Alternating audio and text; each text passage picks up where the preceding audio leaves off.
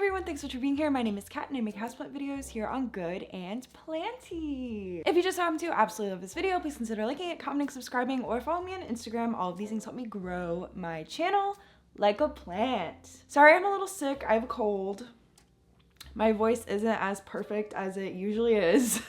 Anyway, so today I kind of want to talk about outdoor gardening. It's one of the biggest plant challenges I've given myself for 2022. I very much wanted to grow my own food, herbs, flowers, but I am very overwhelmed with the process because it is an entirely new playing field for me. So I did find something that gave me a pretty significant head start into the outdoor gardening world. To get this out of the way, this video is completely not sponsored. However, I do have a discount code for the product I'm talking about because I ended up signing up for their affiliate program, which does mean I get a commission, but you also get a discount code. So I just wanted to address that. This is a very unsponsored video. I'm gonna break up this video into 3 parts. So part 1 will be all about the product in general. Part 2 will be about setting up the product and using all of the plant pods and stuff like that. And then part 3 will be my experience with the product after about 1.5 months of using it. So the product in question is right behind me, which is Click and Grow, and it is essentially a self-watering indoor garden. I have the Smart Garden 9 version, but there are also smaller and larger versions for whatever you want. It's online. I will have it linked down below, but again, not sponsored.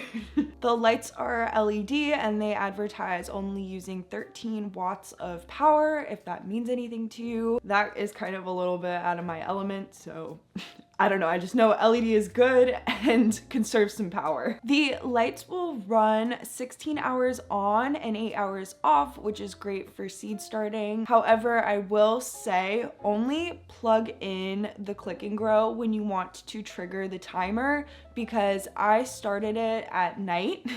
So I have a very powerful and bright light that runs throughout the night, 16 hours on. Just be very mindful of that because I don't know how to change it. There might be a way, but I just don't know. When I first got the product, I was a hair skeptical because I'm typically not a huge fan of self-watering things, but I was pleasantly surprised, and I will talk a little bit more about that later in the experience section. However, now let's talk about the setup of this thing. When you unbox this bad boy, it's quite literally a Click and Grow situation. So you click in this little piece. I don't know how easily it comes out. I don't really want to mess with it, but you click in this, which is the light system, and it comes with a pretty decent cord length. You can kind of run it across your counter. I typically keep this in the kitchen. I just pulled it in here for this video. But yeah, very easy in terms of setting up the actual body of the product. The extension arms here on the side that hold up the light, they are adjustable, which is really great because as some of your flowers and veggies grow, you might want to move up the light so that it doesn't burn. And I find the adjustable arms to be really, really handy for that. I just haven't gotten there yet. As far as watering goes, you can fill the self-watering tank through the water level indicator. The website advertises it holding about a 1-month supply of water, which I did in fact find to be true and is super convenient. The water level indicator will kind of bob up to the top when it is fully filled, and once it sinks completely to the bottom, that is your cue to refill the self-watering tank, and you only refill it when it sinks completely to the bottom. Now let's talk about the plants, which is the most exciting part of the Click and Grow. Here I am growing a variety of plants. I only had 1 dud out of the 9 plants that I'm growing. The order comes with 9 complimentary seed pods. I got 3 lettuce, 3 tomato, and 3 basil, and the 1 dud was a lettuce. And, for this video, I will be replacing the dud with lavender so that I can do a little demo for you and also try out the lavender pods. Basically, all you need to do is take the pod out of the container it was shipped in and place it into the plastic pod that is in the Click and Grow. The plant pods come in a smart soil that has the seeds and nutrients it needs to grow in it already, which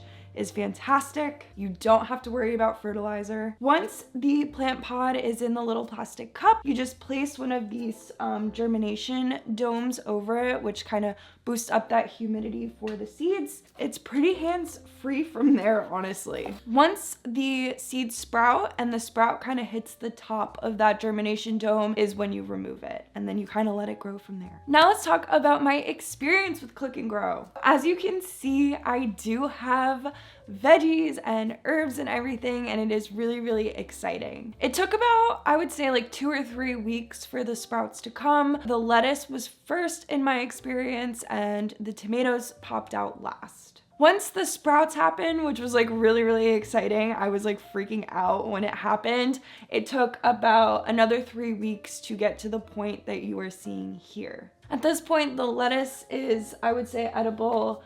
The basil is edible, but I do not have any tomatoes yet. The best part about this is that I have literally done nothing since first setting up the Click and Grow station. The only thing that I did was remove the germination domes once the sprouts started hitting it. I have not refilled it yet. The lights run automatically. It was completely self-operating, and now I have vegetables, which is amazing. I would say the only negative is the dud pod that happened, but I'm pretty sure you can reach out to customer service for help on that. I just didn't bother. And honestly, it wasn't that big of a deal. My favorite part of Click and Grow is the fact that I basically grew starters for my outdoor garden inside, and I can technically say that I started from seed.